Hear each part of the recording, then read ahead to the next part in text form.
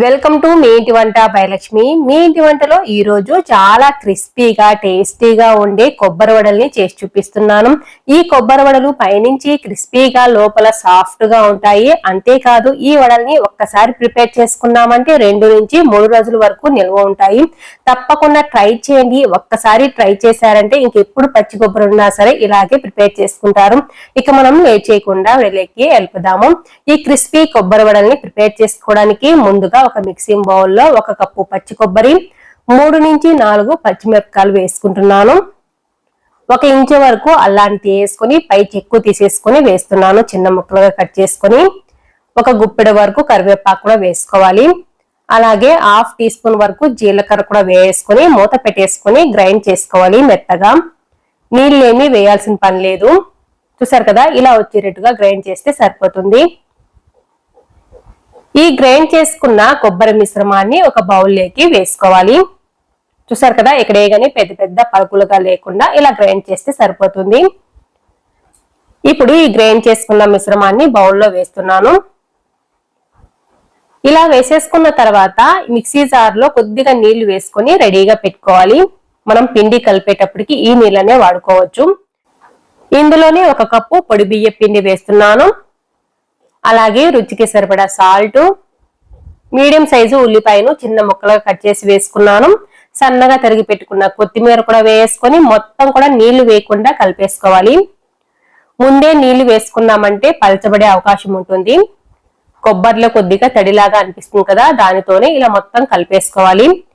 ఇలా కలుపుకున్న తర్వాత కొద్దిగా నీళ్ళను చల్లుకోవాలి. ముందుగా మనము మిక్సీ జార్లో నీళ్లు వేసి పెట్టుకున్నాం కదా, ఆ నీళ్ళని కొద్దిగా వేసేసుకొని కలుపుకోవాలి. మరి ఎక్కువ వేసుకోకూడదు. కొద్దిగా వేసుకుంటూ పిండిని మనము చపాతీ పిండిలాగా కలుపుకోవాలి. చూసారు కదా, ఇలా వచ్చేటట్టు కలుపుకోవాలి. చేతికి ఎక్కువ పిండి అంటుకున్నట్లు ఉంటే కొద్దిగా ఆయిల్ రాసేసుకొని కలిపేసుకోవచ్చు. ఇలా ఉంటే సరిపోతుంది. ఇప్పుడు చిన్న పిండి ఉండలను వేసుకొని రౌండ్ గా చేసుకొని ఆయిల్ కవర్ మీద కానీ బటర్ పేపర్ మీద కానీ లేకుంటే అరిటాకు మీదైనా ఆయిల్ రాసేసుకుని ఇలా పల్చగా ఒత్తేసుకోవాలి. మధ్యలో ఇలా రంధ్రాన్ని పెట్టేసుకోవాలి. ఇలా ఒక్కొక్కటైనా చేసి వేసుకోవచ్చు. లేకుంటే ఒకేసారి 4 నుంచి 5 వరకు చేసుకుని రెడీగా కూడా ఆయిల్లో వేసుకోవచ్చు. అవి ఫ్రై అయ్యేలోపు మళ్ళీ ఇలా మనం ఒత్తేసుకోవచ్చు. రెడీగా ఫాస్ట్ గా అయిపోతాయి. చూసారు కదా, ఇలా స్ప్రెడ్ చేసుకోవాలి. చుట్టూ ఎక్కడన్నా పగుళ్ళు వచ్చినట్లు ఉంటే కొద్దిగా మనము అడ్జస్ట్ చేసుకుంటే సరిపోతుంది. ఎక్కువ పగుళ్ళేమి రావండి, చాలా బాగా వచ్చేస్తాయి. టేస్ట్ మాత్రం చాలా బాగుంటాయి. తప్పకుండా ట్రై చేయాల్సిన రెసిపీ. ఇప్పుడు ఒక్కొక్క వడని ఇలా తీసుకొని తాగుతున్న ఆయిల్లో వేసుకోవాలి. ఆయిల్ వేడిన తర్వాత స్టవ్ ని మీడియం ఫ్లేమ్ లో పెట్టేసుకొని ఈ వడల్ని ఒక్కొక్కటిగా వేసుకోవాలి.